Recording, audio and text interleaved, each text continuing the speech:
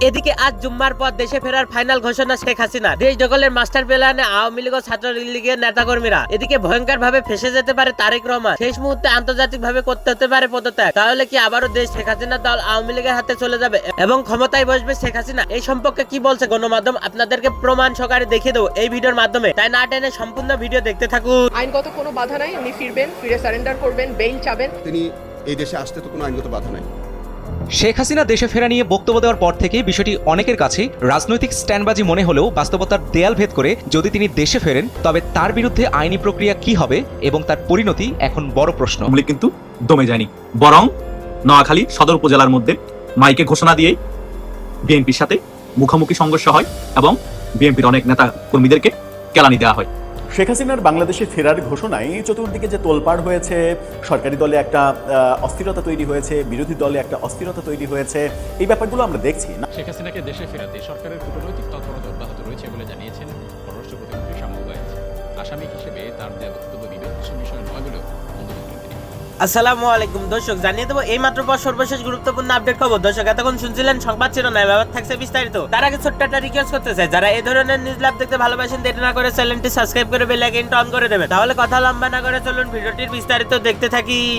শেখ হাসিনা দেশে ফেরা নিয়ে বক্তব্য দেওয়ার পর থেকে বিষয়টি অনেকের কাছে রাজনৈতিক স্ট্যান্ডবাজি মনে হলেও বাস্তবতার দেয়াল ভেদ করে যদি তিনি দেশে ফেরেন তবে তার বিরুদ্ধে আইনি প্রক্রিয়া কি হবে এবং তার পরিণতি এখন বড় প্রশ্ন। দেশ ছেড়ে যাওয়ার প্রায় 2 বছর পর আবারও আলোচনায় সাবেক প্রধানমন্ত্রী শেখ হাসিনার সম্ভাব্য দেশে ফেরা। ভারতীয় একটি গণমাধ্যমে তার এবছরই বাংলাদেশে ফেরার সম্ভাবনার খবর প্রকাশের পর নতুন করে শুরু হয়েছে রাজনৈতিক ও আইনি বিতর্ক। তবে প্রশ্ন একটাই, শেখ হাসিনা দেশে ফিরলে কি হবে? আন্তর্জাতিক অপরাধ ট্রাইব্যুনালের মৃত্যুদণ্ড ও পলাতক আসামি হিসেবে তিনি কি সরাসরি গ্রেপ্তার হবেন নাকি আত্মসমর্পণের পর আপিলের সুযোগ পাবেন? স্যান্ডেলিনা সো, রূপচর্চায় আভিজাত্য। এ বিষয়ে ভিন্নমত রয়েছে আইন বিশেষজ্ঞদের মধ্যে, যদিও আইন প্রক্রিয়া নিয়ে কিছু বিষয়ে মিলও দেখা যাচ্ছে। সম্প্রতি ব্রিটিশ গণমাধ্যম বিবিসি বাংলায় প্রকাশিত এক প্রতিবেদনে বলা হয়েছে 24 জুলাই আগস্ট গণঅভ্যুত্থানের সময় সংগঠিত মানবতাবিরোধী অপরাধের মামলায় আন্তর্জাতিক অপরাধ ট্রাইব্যুনাল শেখ হাসিনা ও সাবেক স্বরাষ্ট্রমন্ত্রী আসাদুজ্জামান খান কামালকে মৃত্যুদণ্ড দেয়। রায় ঘোষণার সময় শেখ হাসিনা পলাতক থাকায় তার বিচারও হয়েছে অনুপস্থিতিতেই।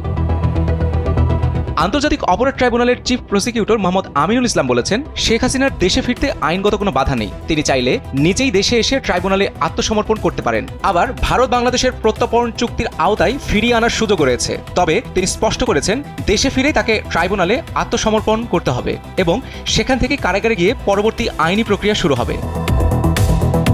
আইনজীবী রুমিন ফারহানাও একই মত দিয়ে বলেছেন, শেখ হাসিনা দেশে ফিরলে সাধারণ ফৌজদারি কার্যবিধির নিয়মেই আত্মসমর্পণ ও বিচার প্রক্রিয়া চলবে।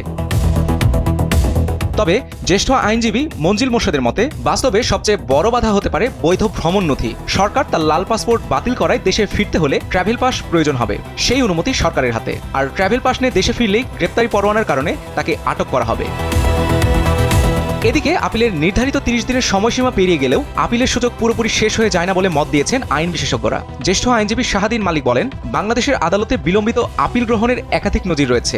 সংবিধানের 104 অনুচ্ছেদের অধীনে আপিল বিভাগ সম্পূর্ণ ন্যায় বিচারের স্বার্থে এমন আবেদন গ্রহণ করতে পারে।